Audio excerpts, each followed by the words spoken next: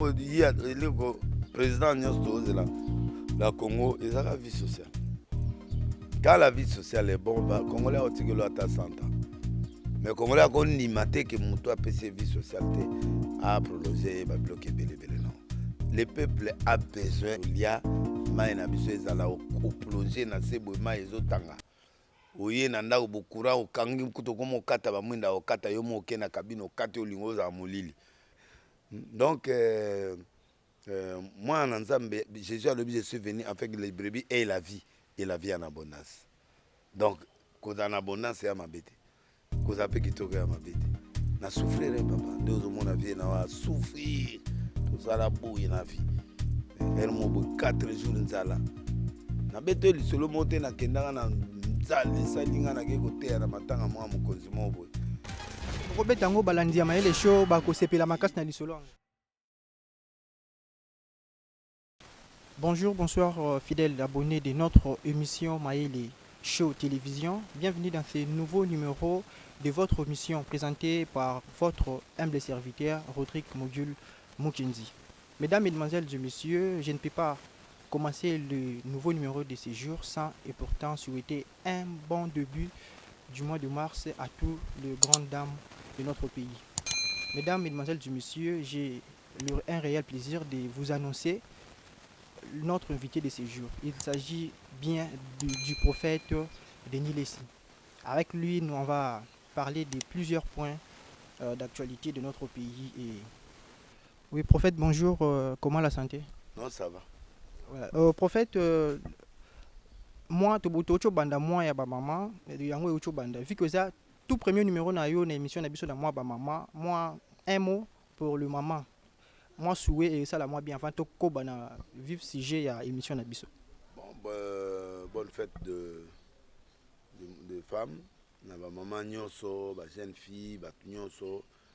Franchement, Nzambe akala longo la mino na bitumba ya mois ya mars. Parce que même mois ya mars wana spirituellement ils ont mois ya combat. Ils ont mois ya bitumba.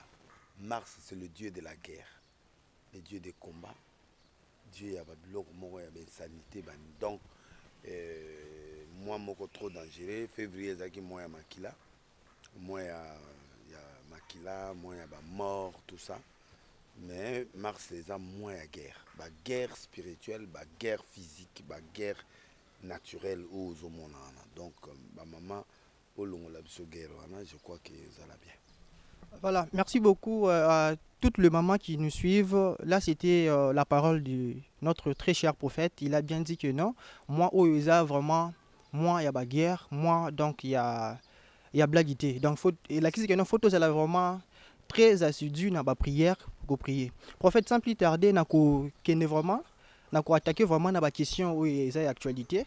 Le coup, le but que non, moi, autobandise, moi, il y a guerre, moi, mon robot, il y a vraiment ma casse. C'est-à-dire que nous, ils sont sur le plan spirituel. Il y a moi, le rôle de prophète de la nation, on a posé ça au vision observation par rapport à l'année autobandi. Selon la vision, nous avons besoin pour nouveau mois. 2022, tout le monde a 2022. C'est-à-dire 2 plus 2 plus 0. 2 plus 0 c'est 2. 2 plus 2 c'est 4. 4 plus 2 c'est 6. 6 c'est le chiffre de la bête. Le chiffre de la bête va dire c'est le diable et Lucifer. Le diable lui va contrôler le monde en 2022. C'est une mauvaise année, jamais vue. Depuis que je suis né, je n'ai jamais vu une année trop compliquée comme cette année. J'ai annoncé ça le 31 décembre, le 1er janvier, le 2e janvier. J'ai dit aux gens qu'il y aura trop de morts. La guerre en monde, la maquille autant en monde. Les années où Satan a contrôle, il y a monde. Et la guerre est au niveau de ça. On peut même frôler la guerre mondiale. Mais année où il vient au Kwea, baleinière, donc accident moko inexplicable. Donc année moko ba fille ba osala ba votement trop ba difficulté financière aux amakas. Changement de direction, c'est-à-dire que moto au moins danger après asile. Donc il y a inversion de valeur. Et puis dans le monde spirituel, il y a ce qu'on appelle le changement du rythme du ténèbre, c'est-à-dire renversement, il y a la puissance. Dans minute où le monde du ténèbre a l'ingapé sa puissance dans la Russie. La Russie a dominé. Or, la Russie a dominé. Corée du Nord à côté, Chinois à côté, Iran à côté, Syrie à côté. Et là, le bloc où ils ont la tendance à communiste. Alors, Liban a renversé l'Amérique. Alors, il y a 3 blocs. Il y a le bloc Est où la Russie a mené. Et a sali vraiment un grand développement et un nucléaire. Pendant ce temps, l'Amérique a dominé. Pendant ce temps, l'Europe veut dominer. Alors, les 3 pouvoirs, wana, ont la leadership satanique dans le monde. Alors, maintenant, qui va gagner, qui ne va pas gagner? Il y a même dans la guerre Ukraine, normalement, l'Ukraine guerre est soutenue en Europe. Mais il y a des missions qui même les pays, au moins la guerre en Amérique latine, nous avons des guerres en la démocratie avancée. C'est-à-dire que ils n'ont pas gagné. Alors, la catastrophe naturelle est trop. Les bateaux sont là, donc l'accident, une voiture, na côté habitué, on a tourné na bien à bandi vitesse. Avec côté la bateau. Donc on senti que le niveau de pétage où il y a dans le monde déjà niveau moussous. Donc ils ont vraiment année mabé. Il y a même biloko comme on a na jeune fille, aux hommes na makambulo, koso ya mbongo ba comme na niveau moussous. Voilà pourquoi il faut que ce peuple congolais dans le monde. Même le Congo va traverser des moments très difficiles. Le Congo a la Ukraine et l'Europe. Europe, Ukraine a la richesse, a la 5 premiers dans le monde. Il y a la richesse tout. Donc, il y a des Américains qui vont venir à Bango, des Européens qui vont approcher. Alors, Poutine est dans minute à la monnaie au Mabé. Alors, guerre, on a ceux qui sont américains, ils vont battre Liboko. Malamo, nucléaire, ils sont batamaki. Chine, Nini, donc ils ont la Mboke au Katana. Avant le jugement de rien déjà. Et ils ont la Benabika. Alors, ils soupçonnent aussi que Babiloko est ouiti na Congo. Iranium, Babiloko, tout où ils ont ça là-bas, tout en Makasi ouiti na Congo. Congo a commis son cas vrai ou faux, éviter, mais Congo est commis sur la liste noire. Donc, tant que Oyo, net lelo, les pays frontaliers n'ont pas de problème. Bala mbongo soute parce que l'état de guerre est bloqué. État de siège. Parce que bango baza au côté la biso ba yibi biloko na biso bake ba côté libiso bazui ba minéraux bake ba saleli yango ba futi bato. Yangwana pe nangana lo ba prophète oh excusez ngani na kacho ma parole muke. Moi période au mois guerre réseau na kati ya Russie Ukraine surtout remarquer pe bientôt mon na ba pays voisin na biso o bazaki ko bunsa biso to moni moi tension wana moi nde bazaki moi ko agresser biso moi et kiti moi ndambo so mona teke ezaki moi ba patron ya bato wana nyonso nde ba oto tangi ba komba Union européenne États-Unis Russie déjà azu ba Mali azu déjà ba mboka lokola ba Centrafrique Russie azu déjà ba Syrie azu kende azu linga pe ba africain a récupérer ba parce que Bamboka Russie azu bato ba sentir sécurité. Donc en fait les gens ont tendance à aimer Poutine malgré biloko au sala bato ba molinga Poutine. Voilà, merci beaucoup prophète. Ouais, merci beaucoup prophète. C'est l'inversion Yaba fait. Donc, chers téléspectateurs, il y a Maël Show TV. Bon comprendre biso donc c'est comme ça avec Maël Show TV. La télé, c'est le temps. Bon temps où besoin mon mon retour ravir prophète. Moi micro ezaki na perspective ya ko orienter débat ezala pona ko mekempe ko kende na idée ndenge sengeli pe pour prophète ameka ko yanola na ba mituna na bino oyo botuna ka biso du jour au jour. Prophète na ba dire na bino na ba dire na yo tango cholo bolobi que non moi ba matière ébélée oyo ezo former ozo participer na création ya ba bombe nucléaire wana ya puissant wana oyo sala moi ba guerre ezala moi partout eza tiré na kati ya Congo. voilà, balobi que eza voilà. Merci beaucoup pour la rectification prophète. Balobi matière wana eza tiré na Congo. Selon ba rumeur oyo ba source na biso bazo confier biso eza tiré na Congo. Parce que ma préoccupation tozo mi poser si c'est seulement si ba matière wana eza tiré na Congo. Pourquoi biso ba peuple congolais je veux dire pour nous toujours continuer à demeurer dans moins souffrance moins nini pour la nini moi développement ça été toujours sécaté toujours total toujours la misère sur misère. Bon bakopa neza ba top secret biloko neti ya ba uranium on ya top secret même écrit na nango ana uranium ebele omoni te ke Poutine ake kokanga usine nucléaire oyo epesa courant la plus grande d'Europe bake kozwango. C'est une façon ya azana besoin ba contrôler ce que Ukraine pouvoir na yego risquer ezwa ce que ba pays de l'est wana nyos o ya kala o ezaki URSS ce qui va freiner été ako risquer akende na biloko na boto la URSS mumbimbe zonga après peut continuer na yesu kokanga ba pays mususu pour modèle na totala tatana tu vois directement vraiment la bête est en train d'être blessée et une bête qui est en train de chercher à mordre. Donc, la minute où rien ne peut les reculer. Il faut beaucoup de prières parce que Afrique, en Afrique, biso de tous à Ukraine.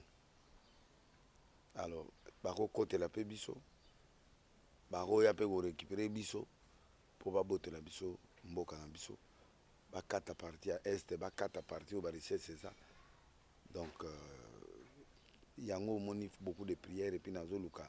De temps en temps, on a un président pour nous expliquer quelles sont les surprises de demain. Ouais, merci beaucoup, cher prophète. Merci beaucoup, fidèles téléspectateurs de notre chaîne Maye les Show Télévision. Là, c'était les explications ou soit les réponses de notre très cher prophète. L'économie, c'est tout un gouvernement. Naba guerre aux homona, naba nani. Bakop mususu ozoyo kaneza ya kala. C'est la période de Félixité. Il y a comme monsieur Zaïd et un prédécesseur. On a Félix peut-être à foot à prix nango, mais ça bilok à prédécesseur naï. Au baleka avant, Mobutu, Banini, tout ça, qui avait des coopérations avec des pays où Payebiloni bazo sala. Donc il y a un sujet sensible. Mais pour le moment, le Congo est en danger. Il est en danger parce que tu vivre un moment catastrophique, tu vivre un moment intense, tu vivre un moment très difficile. Et aux hommes, même du point de vue politique, aux autres, ils flatter, ils na période où babima et pas Mobutu, pas Kabila Bazongi. Le président a ça la prolongation de ma constitution, a un mandat à 7 ans. Quelque chose que quelqu'un ne peut pas faire en 5 ans, il ne peut pas le faire aussi en 7 ans. Batika ko flatter parce que tout le même régime à 7 ans et au 5 ans ça sous deux mandats. Na wa sali et comme à 19 batoko ba faulu ba ondimate. Faulu ya comme mokolo soki to bo memi sur na rythme à 14 ans 15 ans comme âge. Ba Moïse ba ambitieux nyoso à Congo. Bo comme à 80 ans ba opposé 80 ans et ko risquer biso ba problème très sérieux. Batika flatterie, batika président ça la mandat na ya suka sali yango et puis peuple suka linga réclamer, peuple a réclamé. Peuple moi a réclamé token un référendum et puis tout ça est macambo mais flatterie te président qu'on dit ma flatterie a battu parce que moi même rien entourage oyo bazo memaye na ba changement ya ba constitution congolaise peut être modifiée oui mais il faut que ils la préparer peuple andi mango token pour chaque fois président moko boyaka il faut kaka na suka ba na tentation de changer c'est pas bien on va changer combien de fois ils a livre sacré ok nango malembe batika président ça la mandat na ya kitoko ezoya il a encore 5 ans pour obima na ya aux années président deux fois il y a problème de ce qui peuple alingi a réclamer d'une manière ou d'une autre mais ba flatter on a te posta no esili bisote ba mema musée ayaka na bien ba bani ko binele ba danse ba komi ko binele ba loketo pete musée akomi ko yoka ba musique musée yaki ne mutaki ne esprit après musée akomi ko yoka ba biloko wana akomi loka comme otala ba biloko loketo pete nde bayela ki Kabila nde yango oyo bayela yango to bandanga ngo to bina Mobutu tobinela ye congolais eloko wana etikala biso ti lelo yango omoni loketo etikala biso pete baparent babota biso nde ozomona mwana Kinshasa so abotami aza na 2 ans tieleka musique omona loketo pete na ya mibali na basi eloko héritage oyo mobutu atikala biso eza loketo pete mais loketo pete wana tokosala yango n'importe quel moment te. Donc moi je crois qu'il est temps maintenant que le peuple doit bénéficier de... Moi j'ai fait un peu confiance à Félix. Je crois que le premier mandat est créé par premier Bélé. Deuxième mandat, espérons que Nzamba Otchakimia et puis voilà. Mais le danger est là. Abo ya transition. Transition, to ba politicien ba lingi dialogue ndé to ba so tala mboka ndé zokene. Ba politicien ba lingi dialogue po anini po ba sangana ba kota na pouvoir ba se retrouver po ba ampiaka. Ba ebele bazana ba ampiaka. Alors quoi ba ampiaka ba confronter élection. Alors bato bana ba mbongo eza ba Moïse Katumbi eza mwa bato ba Bahati mwa bato déjà ba beta mwa ba ne ebele na kati ya politique. Siko ba Katumbi pe apé de mbongo ebele na héros ya bazalaki na ba nani na inyo héros na bangwana. Siko ba ninyo sacré yango ya siko il y a les opposants na kati. Alors voilà, tableau au Congo a zanango siko eza tableau sombre. Ce président ndimi ko na transition ba oya signé na dernière minute. Il faut andima ka élection salema. Andima ba toucher nani constitution parce que et peuple a oyine pamba. Aza sûr a oleka. Moi je dis ka oleka. Alors donc aleka abongisa biso mboka peuple aza nzala, peuple a souffrir courant ma ezate. Tala ba quartier kitoko bo une place to vendre ba quartier kitoko mais au moins na hier à 23h na peut-être il faut ka tous en ba forage otonginda kono bien mais ils allaient à 105 mètres pour na timola forage à 105 mètres na timola ondé 105 mètres pour que ça va coûter combien? Donc beaucoup d'argent. Alors le peuple souffre courant ezate mon to pelisa groupe moi mombate. Donc tu trouves que le peuple a besoin du courant, de l'eau, de manger, tout ça. Il y a un peu de ses chances en 2023. Comme ça, il a bisu biloko et puis c'est bon. Ceux qui ont monique a payé bisu en réclamer pour cécilité. Mais pour ça, on a un deuxième mandat, on a touché sous 7 ans.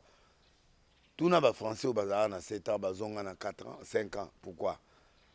Parce que ça bandimi en le lot, ba comme na 7 ans pour on a besoin d'années na pouvoir. Mais air moko congolais soki africain soki abaye yo abosana omoni yango mona congolais alingaka monotonité yango mona bato basa balobo maboma ya mbalo eza Hiroshima boko mona po babebisa bato mituta oyoka boyo langolo feta la même chose bakimi na bango yango ozomona ba jeune lelo bafali bato wana il faut moi eloko mo boya mélange ya bonkoko na mwa poto mwana epesi biloko ozomona alors bato ya kala batika la musique statique bazo évoluer. La politique est statique et mouvementée. Il faut apporter de nouveau des choses qui peuvent plaire à la population. Voilà, merci beaucoup fidèles téléspectateurs. Boucho Landawan ezaki ba réponse ya prophète Denis Lessi. Question na biso prophète où il a dit ya koyeba.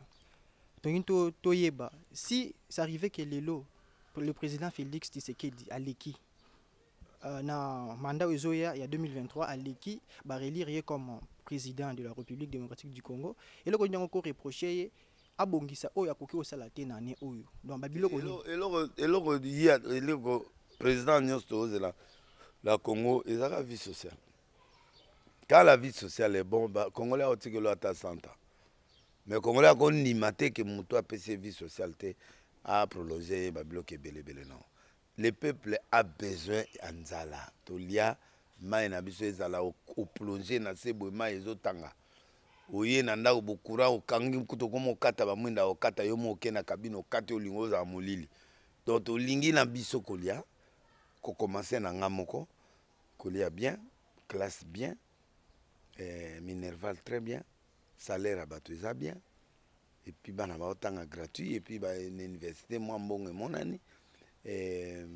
Soins de santé, batupenda ba ok l'hôpital moins cher, donc net na ba poto ta mususu ba hôpital comme a ofele et comme l'état en charge population, donc bakantine ezongi mpa basoda basalera bien soda kotambola so na munduki na nzela te soda aza na caserne na obima na tennis civile bamboka même bacameroun baresisa kolia baresisa par exemple soda atambola na munduki na nzela te baokango osala même une heure du temps te baozwa yo oke ozomona batie makadam ntina bavillage baopesa bato bacrédit bato bakomi na kuna kapa ezalaka te o ngombe euti poto ekota cameroun ekotaka te mboto ekotaka te o likaya boye ambassade ekota te bango kuna baalimentation eza géré par bana mboka oza libanais deuxième personnalité première personnalité camerounais omoni biloko biso toluka yango wana cameroun etala soso monene bobeti obeti tala juju wana nzoto mike wana alia yango akola pete yango place na mona epeti wana na baproblème donc lia mela langwa bandako oyo eza ba $1000 awa 2000 na cameroun eza ba $300 baterrain eza moins cher biloko to donc trop cher na Congo vie ekita eza ba héritage oyo Félix azwi na banda 60 aye kozwa libulu wana je sais qu'il ne peut pas tout remonter mais ndamo oyo ya kosala oyo ekotikela biso mwa base moko boye parce que Félix a na mission ya kotikela biso mabulu oyo ekopesa biso mai dans le futur c'est un futuriste donc il travaille le Congo pour le futur alors toi on a besoin na ye mais on dirait bana mboka ebele balembi makambo ya futur wana bango bazomona bakomi na process eza lokola mwana banda kozela bazolamba madese eumeli mingi mama aye abalola po atiela ye mais ezoumelaka mingi oyo nazoloba awa eza te ke il ne fait pas pour lui il prend le temps pour planter le décor oyo ata président akoya à réussir dit-on parler ata bapesi 7 ans il peut pas retrouver les boulots eza na Congo non. Tout est possible à celui qui croit, rien n'est possible à Dieu, mais les boulots à Congo, d'abord, il faut mentalité changer. Goubal a l'obagi na IGF, a l'obi na IGF, na sepela une intervention à Goubal na IGF, a l'obi, oh, IGF, yozo senga biso to longo la corruption. Mais corruption en ezani. Na biso yu ba musicien otozao. Bato ba oyibana, preso, to okumisa ba ona banzembo. Ba de yako biso déjà to a corrompi. Biso mo ba musicien. Po bato wana oyo zolo bato attaquer ezaka bato ba piaka biso mbongo ba musicien siko to attaquer ba oneni il faut commencer par nous en changeant la mentalité est trop forte mais Congo siko akomokola congolais akomi miso akofungama mabe ya congolais siko miso efungama amoni trop amoni kofungama danger ezande mikolo nde ya mwana ozomona gouverneur ayena bato mo bayaki oyo ya mokusa na oyo ya monene wana grand P na mwasi na edoxy biso to apena ba edoxy na biso baze belé à la Congo aye pona ko soutenir ba projet ya Kin Bopé c'est pas mauvais na oyo ba to ba wanga na te mais ngobila pesa ka ba misé mbongo ba kunda de fa balite atali tsiko so abia pesa ba congolais ba oya olia lisusu alors soki tata na ye ana resort tata la tsuka ye na mwa projet pe alekeli ya ka pe osunga biso ya pe problème pété na mona bato aguvo bazo wangana na mona lo wangana pe wana ezati po ba musicien ba pia ba mbongo awa pe ba 5000 ba bundi ape 25000 ekei siko azwa susu nani o Kin Bopé to biso toza boza bobundaki bolé de fa mbongo yango le fa de fa yeko zwana ya ka te mon kato e pa ya gouverneur akino kozwa ta ba doxy baya na ye na grand P wana mungongo pe zo bimate mutango na oyo ah makambo ya mboko kuvu merci quand même obengeli biso muto sakuna sona eza mabende babengisi ba artiste libanda grand te ya mabete po na nga ya mabete po bango pe bafali babenga bango pe na Côte d'Ivoire fali babenga rete ba fere pe babenga biso na ba Côte d'Ivoire biso beto kena ba campagne na Cameroun et ya mabete mais problème ande maloba nende zo bimate esili wana pe azo dendaka quand même message ezo yokana wana mususu alakisaka biso ka break na yo wana to apela babasi ya babase baza ebele kudu so babi totia bango na TV esimba mais nga na sepeli po bato mosusu barevaka bastar mosusu bamona bango te bato bamoni bango quand même malade ya miso donc ngai mpo na ngai nako koreproche gouverneur te ni baservice na ye te ni commissaire oyo wana ya makambo ya culture so ya banani wana ko ayeli biso quand même ndeke aye ya mabe te awedidi odedididibidi adi eza mabe te donc aza mpe nécessaire grand P Bon, comme la invitation, bon, moi, na bango te ezagite, donc mais moi je trouve pas mal pour ceux qui ont invité bango, bakora ko participer dans l'événement. Au moins que le bam. Et c'est voilà l'objectif de Ngobila Yangwana. Tant que l'Obama, bon peut-être l'Obama. Bon, au moins tant que l'Obama, qui ne peut pas maman côté. C'est ça la publicité. Il y a qui ne peut pas. Ça dit que il a réussi son coup. Bah au moins on est à réciter. Et yo katini angata mon andira. Mana matete, bolo kota bidaka te. Mais prophète kin bopet yango ezala mingi kaka na Gombe na bakomini neti ba matete wana kando choluba ezala penza te. Ba komola. Bana matete bele bazolela kuti baloba gouv talela biso landela ba matete ba changu kota kuna na kasi. Bana changu ba tiape ba responsable motete nguba. Mon jour mon na kitambola na ville mon batokina ti bakinga san total bato baza komola te. Moni ba yebisaki ye moko se rendre compte parce que guba muta terrain. Atamboli to tamboli to keti ba bipene to tourner to keti ba ginga sina suka ti koto na bisu butu ba to sa te mona place deux personnes so ba moninga carré ba telebe ba ndi okombola. Donc congolais aza na ba chef na bangwana ba zape ba do dakape ermo pe ba fini mal ba no ba zo ka mi Congo pasona mboko ezaka mboka bitumba. Donc nde to zana du fait que kuna ya doxy wana na yena na esimbi pour la nini esimbi pour lelo to lobango donc ta to lobango to relé pe kini bopeto et c'est ça Coca-Cola mangamalukaka yango wana ata Coca to yebi yango mais puis be continuaka donc go va réussir bravo et puis na ndenge ba yaki pe côté ya eloko na kwa na ko ya 14e rue eza parmi ba grande réalisation ya Gouv donc il faut to ndimango ye muta benga ba investisseur wana pour passer misala wana ata bato ba loge la cher mais entretien pesa cher olingi vie ekuta cher o 35 eleki ebele o besiko oyo olingi vie vana no na ndako ndenge na vani na ngabo olingi vivre akende kasi futa mbongo. Moi je crois que bato il faut bamesana na vie ya lui qui se bamesana okende nete badalas wana ozokende bamboka lokola ba oyo ezalaka kuna na banani na États-Unis kuna mpona okota na casino ya facilité.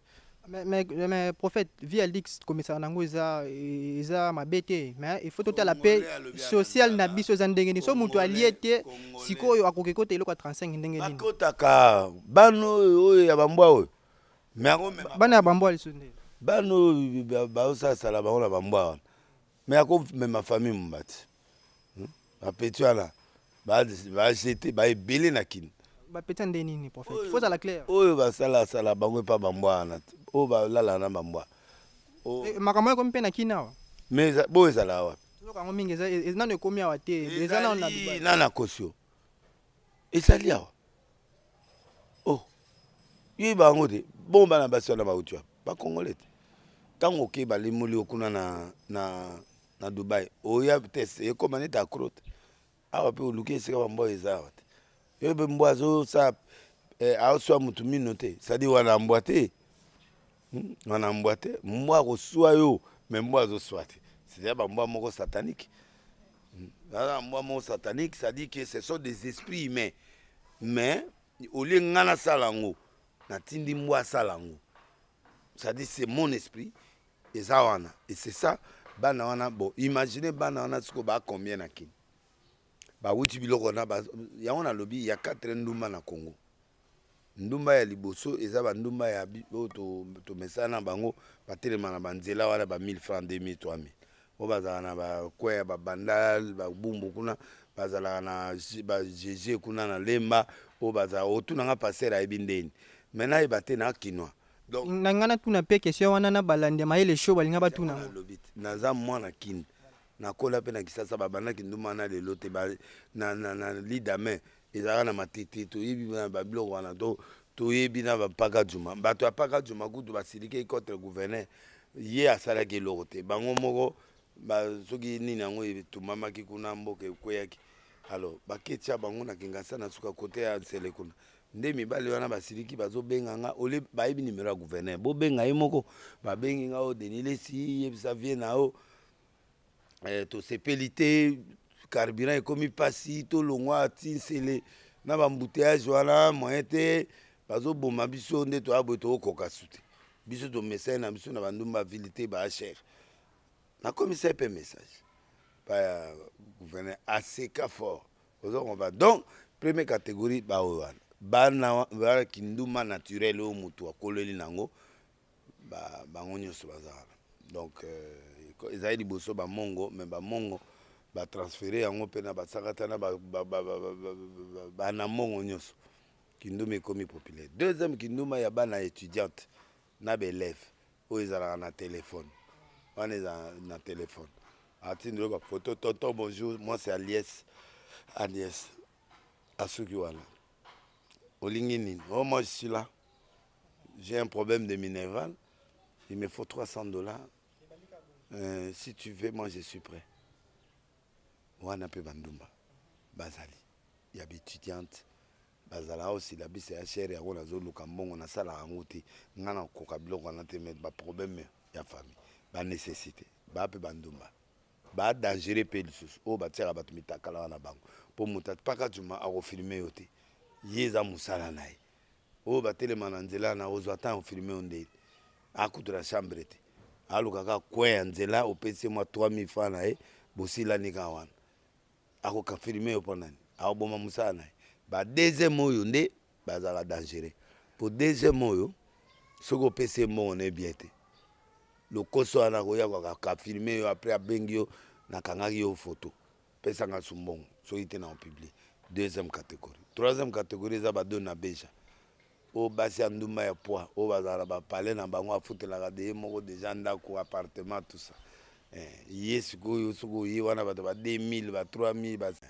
Après quatrième catégorie ya banduma ezali ya bana mbwa ba petio na o ba kata milimo ba pesa ame pa satan o mbwa tango asalaka sexe na mbwa akangamaka ato baminzete bavandika wana mais mbwa azosala muro na mwasi atiki mpe semence mpe alembi mpe lokola mutu abenani mpe ese ezalaka bon microbe oyo eza na nzoto na ye kote pana yango ozomona bana basi ebele bazemi ezolonga babotaka su te bana basi ebele bakokufa trop jeune parce que bazobotola bango ba age bazokende matrice poli parce que tant azotindika biloko na ye mabe wana matrice ekobeba yo un jour obota su te infection ya bambwa eza nete ya biso te moto aliboma ata ale biloko afula akufa te mpo organisme na ye ezodépendre na mutu na ye mais sikoyo mutu normal oyebiki oyo eza mbwa oyo eza cheval parce que bamosusu babima na bachevaux mosomona bamosusu baobima na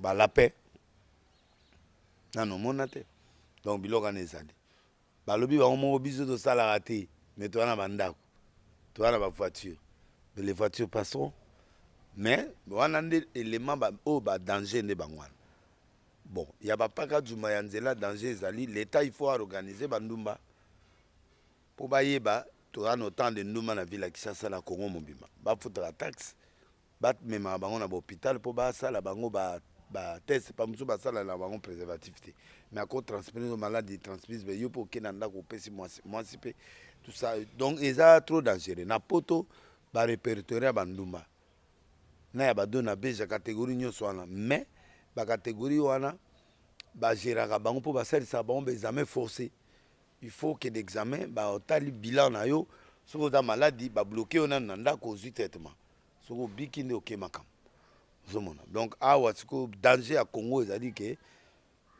ki toyebi te na bandumba ya telefone na ya baétudiant étudiant na okende su na prof babimi prof wana ata mosala na maladi na ye akei pa copain mosusu transmission ya bainfection na ya basida na ya bacorona biloko wana tout eza dangereux. Voilà pourquoi la vie est trop compliquée au Congo. Ouais, voilà, merci beaucoup prophète, merci beaucoup fidèle téléspectateurs d'Emaël les shows télévision. Là c'était les réponses des prophètes Denis Lessi. Prophète, question suivante Nabiso Zaoyeba. En tant que prophète de la nation, tant que vous l'analyse, tant que vous observez ba feignons ce les kanawana entre ba phénomène ba quatre types ndumba ocholo ba wana ba guerre wana. Oko nini oko pe sa conseil ni nous soit analyse na yo pe na explication na yo selon la parole de Dieu soit selon un grand prophète et puis comme prophète de la nation oko lo bandenge nini oko yebsa bana nzambe nini politicien comment sérieux tala passe à peuple résoudra pasteur tikama kina tika lokuta tika ba miracle lokuta servir nzambe na solo pour wana ndeko na yo tant ozolia ye mbongo na kati ya biloko lokuta Dieu va aussi te payer. Alors ndenge lelo bakonzi baoyoka biso sote à cause ya ba bêtise oyo l'église de réveil est en train de faire. Vous comprenez, ba prophétie ya lokuta kotongola basi ya batu ba biloko wana nyonso ezo déranger ezo kota na matoi ya bakonzi. Et puis, ça protégé par certains militaires, ça protégé par certains bakonzi. Ba pasteur rebelle ou basaka badeka. Osomona. Mais yo lelo zo protégé mutwana. Mais zo bossa ke mutwana tongoli cousine na yo. Mukolo ko ye bango nde ko no bete masasi pour ko comprendre. Donc ba pasteur batike kobo posa ya nzote lekito. Na ba musicien profane chrétien, tout le monde là doit être sérieux. To yembe la mboka, to yemba ba sujet ko pesa changement, to koma très sérieux dans domaine nyonso. Ma né oyo eza né ya Satan. Alors il faut biso to koma sérieux. Tout ce qui était mauvais, on laisse. Mon Congo a besoin de prophétie à hôtel te, ba prophétie à bandumba te, ou za montakala na kati ya hôtel et autres bana tina na ngote. Bazana posa ki to longwa na crise auto nango. To pesa chemin de sortie. Et le peuple deuxièmement doit beaucoup prier pour force na biso za Nzambe. Non seulement beaucoup prier, mais il faut que nous devenions honnêtes vis-à-vis de nous-mêmes pour que Dieu nous accompagne. Et puis, ba konzipe ba fongola matoi ba yokaka pe biso. Place berere ezali batu pe ya solo basali. Oh Denis les azoluka président pour azwa mbongo ata na zumbongo etali yo na nini. Nga pe na mwana Congo pe na kolia président problème te. Mais ce n'est pas ça en fait. Je veux parler de 3 dangers que le Congo va courir bientôt. Et puis 2 conseils importants par rapport à la flatteur na bato na nyonso. Moi je crois que les autorités, le président, le premier ministre, le gouverneur, bato na nyonso ba tchama toi na basakoli, c'est qui est une chose importante. So tali ba réunion ba konzi belé ba benga ba musicien. Ba benga kaka ba musicien. Ba benga kaka bato mo boy, même ba passeport ba opiaka ba musicien. Mais c'est parce que bah moi n'avait pas ba passion mon organisation ezalate. Tout ça organisé. Mais bango bato ba bebisa biso na ba corruption na ba nini tout ça prophétie comme okene mipanzi. To ana kata mpiaka tango yo kutana mukonzi mwa nyati 50 000, 100 000, deuxième fois 150 comme na 400 000 déjà. Tango omona na mabeso koloba susu. Bango bato ba bebisa bato mitu. Les affaires na biso te ba bebisa bato mitu. On se comprend. Donc il faut bango balingi biloko ya pété net baloké to pété wana ba obenga ba musicien d'accord, mais il y a des choses sérieuses ya mboka ezo senga nda ba sakoli ba loba pona mboka. Là vraiment il faut ba tenir compte nango. Et les pasteurs ont murmuré ngana on loba vérité ba pasteur ne bazana ba murmure makasi na pouvoir oyo parce que bazo kipe bango te. Ba mona netiki ba pasteur ba négliger ba nani ba négliger. Bazo loba de na ba TV. Mais l'idée d'opinion net chef abenga yena ndenga mabete ezaka po ba pesa maloba et puis il peut continuer avec des passeurs tout ça. Tout le monde peut pas président peut ba affaires étrangères ba pesa biso peut ba passeport diplomatique pour biso peut to teka mboka. Biso peut to kenda ba LC to teka ba mboka nyonso to peut ça appelle Jésus. Ba journaliste peut ba sala musala. Donc et des journalistes et des pasteurs et des joueurs et tous ce sont des ambassadeurs. Tout le monde a payé que babengi pe nani petit nanga oyo ya joueur nani comment tanga nga joueur mo mais chaque on dirait bazo linga ya wate donc babenga ye mwana na beta bale nini susu nani Jordan Botaka par exemple ba joueur bazo se distinguer te mbokani abeti babale trop bako PCP ambassadeur sportif bango bazo kena ba trésor pour tout. Ce sont des gens qui ont fait du travail. Ba vie Mutombo, ba Sonic Afuta, ba biso nyonso, ba repia biso ba passeport diplomatique pour tout voyager sans difficulté et puis tout représenter Moka dans le pays. Tout le monde a bossé ba yaka Dokan ou ya uta Ghana, on a yaka pas président. Peut-être pe bazobo ya kopé sa bongo po ba kopé sa mutu ba ko na peut-être passer en moi ko ba pesi et commis moi. Papa, il y a toujours des erreurs partout. Il y a aussi des bons partout. Ozomona ba Coutinho Fernando ba ko benga ye na mboka tala ndenga komi infirme likolo ya prison congolais ba ko pesa passeport ba tout lokola ba ba passeport diplomatique wana ekopesamela yango mpe epai ya même batradi praticien oyo basala banani ya bien. Oui, bakisi mosusu toomona ke soki ezopesa barésultat ya bien faut bazwa baprix. Donc moi je crois que estikalaka na bamusicien te parce que ça donne un peu de révolte epai ya bato nyonso. Alors bajoueur bazali, bamusicien bazali, baprophète bazali, bapaster baza, bevêque baza, bato lokola baviedi yoka oyo batonga na bonhomme baza, bato mpe basali batongi baédifice ya bien, bato lokola oyo mosu azala na salongo wana nani baruti. Oui, ce sont des noms, oui, tu vois. Bamusicien chrétien mpe bazali, mage bamatu wana mage basi bakufa ata 4 fois, mais matu aza mpe ambassadeur. Denis Ngonde, José Nzita, Mike Kalambai. Bon, Mike Magé a Yessika, mais quand même, c'est un pasteur aussi qui se bat. Moïse Mbiepe. Ouais, Moïse est musicien, oui, il fait des bonnes choses. Atapé pasteur, non? Oui, pasteur Azana no Mai, à Outukoya.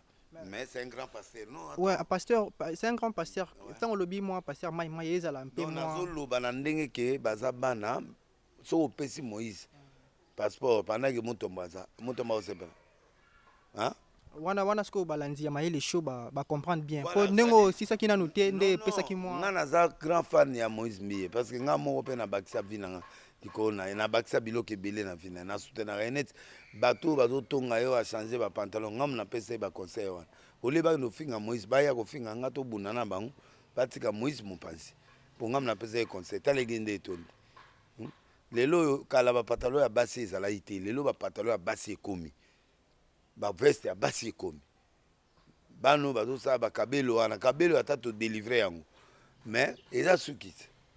Alors siko ero ya kala wala basuki wana eza ite basi pe basala basuki ya CCP ba sexy bazali to wo zonga na era corinthien te ya ba film musu basaka suki eza ka neto ya yobo ya tiango siko moi biloko ya bikelakela epesa ape mwasi kitoko bino bato baomema biso balivre ya corinthien oyo basi akala bazalaki ere akala tosala peng show ozwili nzanza sadine otoboli nga ekotelanga na kati ya suki nanga nakufa otoboli nzanza sadine otie mafuta na motu mpo osala peng show nsuki etelema mapata aris kwana linzanza na ni ozwi yango otoboli otie makala na kati otie mafuta mbilale yo ozopangisa soki apre otelemisi yango yo ezalaki poko wana te oyebi yango te peni ozala mabe te ozala mabe te oyebi te yo prophète ndenge olobi wana déjà nayebi mbala moko eloko esalanga boyo maladi ya lisuma ya zazu oyoka yango te nayoka yango mpe makambo oti oloba donc ntango olobi mama nayebi yango mpe na moni mama prophète ndenge naloba ozomona te ke ministère pastoral ko moko s'attachaka na style ezala bien te bondo pesa kaka na moi style moi kozala moi la mode kolata moi bien yango pe amo bato mosusu bakomi ko semifie na ba pasteur façon ko kufa ngai na problème te mama eloko na yongami na kilota koka kolapa na 3 ans nzamba atombolinga onalata te poani natikela ngo nani natikela ngo ka fere yemo te biso tutu aki na mokili ya Congo po to vivre yo vivre to an époque anina olengisi nga mpe na lengisio moto ayeki kotika moto awa te na yo motalaka yo boye okomi journaliste yo boye ozala mesela be okokota na couvent me tala peti na nga oye mpe awa okomotianga bashow awa na logique peta boye ndenge oza wa moto mo oza ingénieur oza na kati ya bureau me misala eza te okende wapi ozika lisango tokomobeta donc nde toza wana epoti ya mboka toala swa te mboka ezosenga batandasi mosusu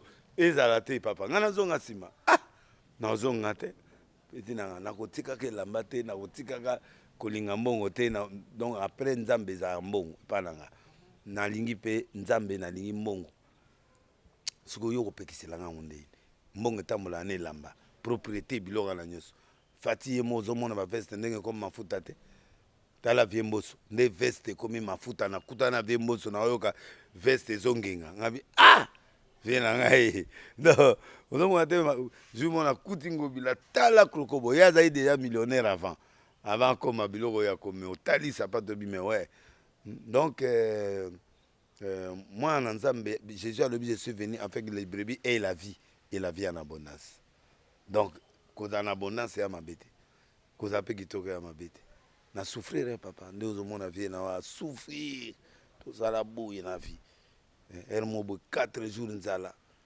nabeto lisolo mo te nakendaka na nzala esali nga nake koteya na matanga mwa mokonzi mo boye okobeta yango balandi ya mayele show bakosepela makasi na lisolo yango naoteya na choisi nde era mabe ero nake kopona kote eza ero mapa ezolekana o nga nayaki matanga wana mpo na mapa peti molimo ezwi ngai nakomi bateki te banini na kati ya matanga bato namona bapani ya mapa ebandi oleka na bakafe nabi nzambe kosalanga boye te nakata mata ya upa esilaka eleki etikali panie moko nani na 7 morceau ya mapa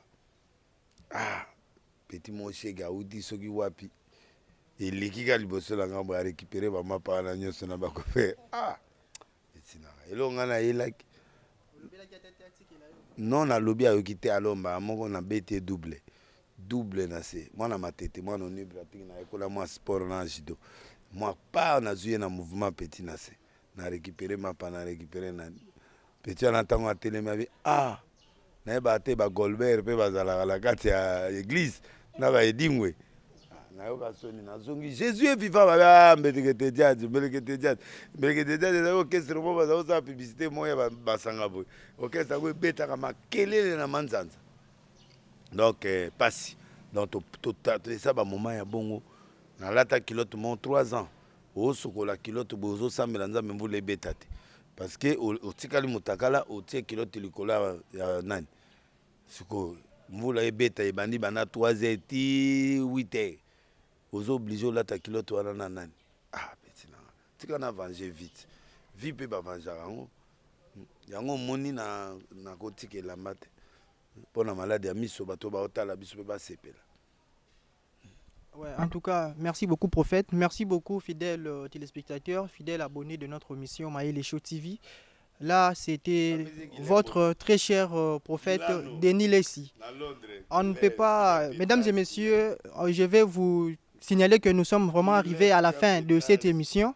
On ne peut pas nous séparer avec vous sans qu'on puisse dédier quelques personnes.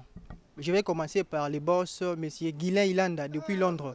Donc, c'est lui, si on réalise toutes ces émissions, c'est grâce à monsieur Guylain Ilanda. Donc, monsieur Guylain Ilanda depuis Londres, mes big salutations à vous, là où vous êtes. Et sans oublier madame Nelly Lokouli, notre coordinatrice. Donc, c'est elle qui nous soutient à tout moment. Elle a toujours marché avec nous là où nous nous trouvons. Et sans oublier Montréal, H. Minaro. Donc, c'est lui qui me filme. Eza, voilà, H. Minaro. Donc, Yende, Asimbi Makambu. Donc, quand on est prophète, Bogar, réel à Bogar. Donc, Baza Kebelete. Voilà. Mesdames, mesdemoiselles et messieurs, merci beaucoup, prophète. Madame, mesdemoiselles et messieurs, n'oubliez pas à cliquer sur les cloches qui clignotent sous vos petits écrans. Quand vous regardez l'émission, n'oubliez pas de cliquer là pour recevoir les notifications des prochaines émissions à chaque fois qu'il y a des nouveaux numéros. Mesdames et messieurs, on ne va pas nous séparer comme ça sans que le prophète puisse aussi dédier ces quelques personnes. Voilà. Prophète, moi, dédicace pour tout au Sankaye, le tête à docteur Jeff Jad, le tête à Linga Kaete. À Linga, il faut les banganes à Libanda. Na pesi mbote na jongade. Baza parmi bateau, chaque les 5, soutenir makasi. Na pesi mbote na churambo malembatable. Na pesi mbote sikoyo na maman Denise Nyakero, maman douceur.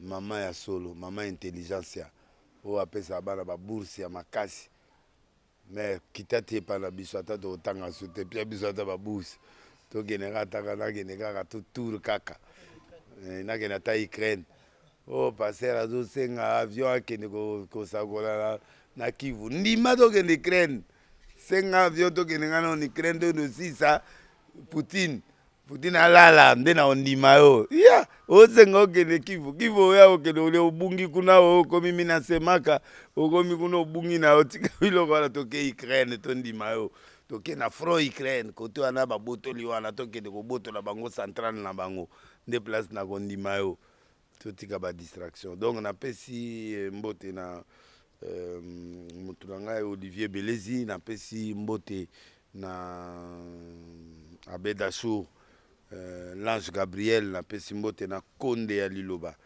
napesi mbote lisusu na Modero Simba Jean-Pierre Liao vice premier ministre Guy Loano napesi mbote na Tete Ndai na maman Rachel Futa prophète Dominique Konde na nalinga prophète mwana na bon marché wana Walesa nalela effort Abina et voilà Souka, Lela est fort. Jongade, Lissou, Maître Turambomba, Lissou, Ketulwa, Washington, grand pays. Diezola, Moutalombi, FBT, Paul Fupiko, Irène Moukabila, Winnie Baouti, Henrique, Trésor Olangui, AGK, Petit Nanga Apôtre, Gédéon KMB, Kunana Ngaba, Elise Saloumou, Ben Lobich, manager, et puis nous saluons la présence. Il y a mwana Marie Misambo oyo nani Rite Misambo ndenga kutana na papa nae et ça y a bien j'ai eu des larmes aux yeux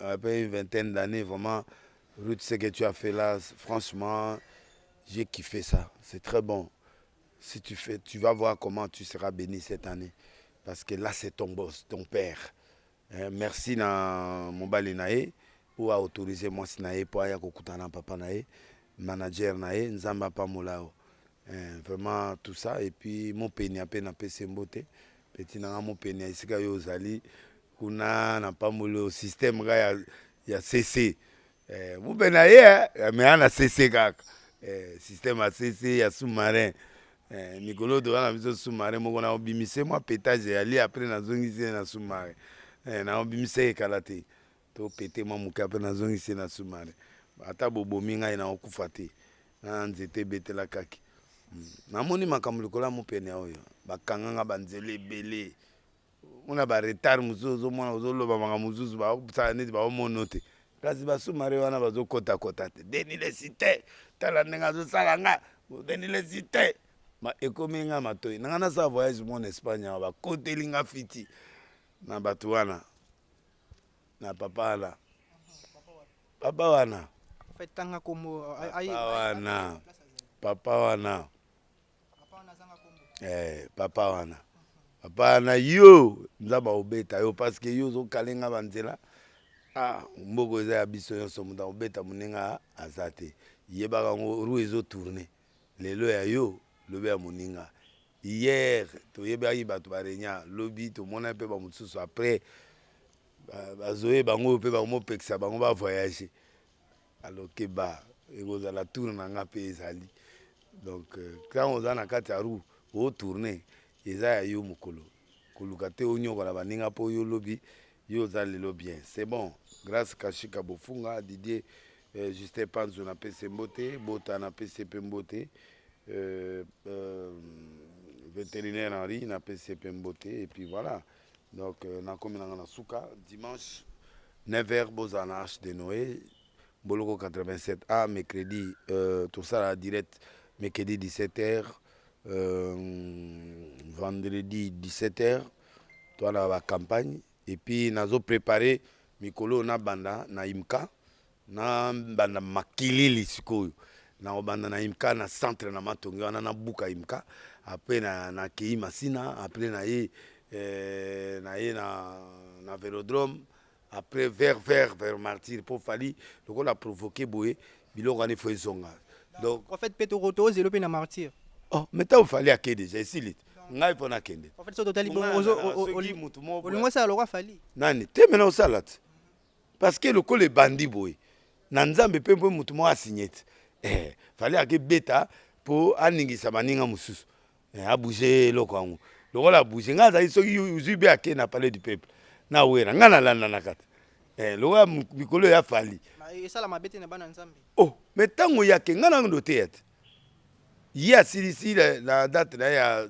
octobre nga na ye décembre na martyr aesite biso tobanda masolo te fali azokisi biso miniki na bamitenge na baesprit donc na minute oyo lokola fali azokende otondisa yango ngai mpe nazokende na martyr yango nazobanda imikade ya baexercice imika eza baexercice bateste totala deja so nakokanga imika wana bato bavanda ti likolo ya banzete donc après imika sikoyo nakiri masina na mbuki stade na stadium wana avec 20 000 personnes ti libanda bato ti na boulevard na longo wana sikoyo na ye tata Raphaël lokwa bazobongisa yango nanu na sote mbala moko na kokorige stade de martyr balobi oyo Denis akoka so te yango nalobi na bandi naobanda na imka naopesa bino date dans 2 semaines naofixé deya date imka na bandi makelele na bandi libanda nzambe apambola chaîne oyo Mayele TV Mayele Show TV bato ebele basabone awa puis voilà naza abonné mpe na bango tout le temps tobanda kozala bémission bolandaka biso awa bosabone et puis bopartage bémission et ça la bien merci na grand journaliste. Merci beaucoup, prophète. Merci beaucoup. Merci beaucoup, fidèles téléspectateurs. C'était les grands prophètes. C'était. Oui.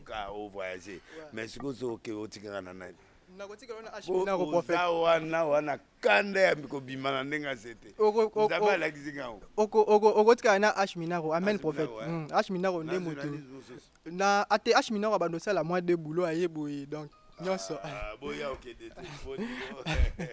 voilà fidèles téléspectateurs merci na Guilhem mon ami mon petit ami donc azali camarade nanga aza petit nanga aza mutu nanga partenaire tout ça nalingane aloba pasteur venanga den omoni chaîne wana eza ya yo nga mona moni pale na obando ya so na bakanda obana pale la yo ngabi yaka. Merci beaucoup fidèles téléspectateurs. Nous sommes arrivés totalement à la fin de votre émission qui est Mayele Show Télévision. Mesdames, Mesdemoiselles et Messieurs, on a oublié quelques personnes, nos fervents téléspectateurs. On ne peut pas vous quitter sans que nous puissions les dédicacer. Là, je vois l'espace chez les stars.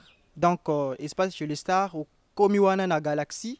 Donc, kaka na sima Galaxy wana na bandal wana bokozwa bakotongela we lamba ya kolia ezali ya komela pe ezali. Sans oublier Joël Mboma.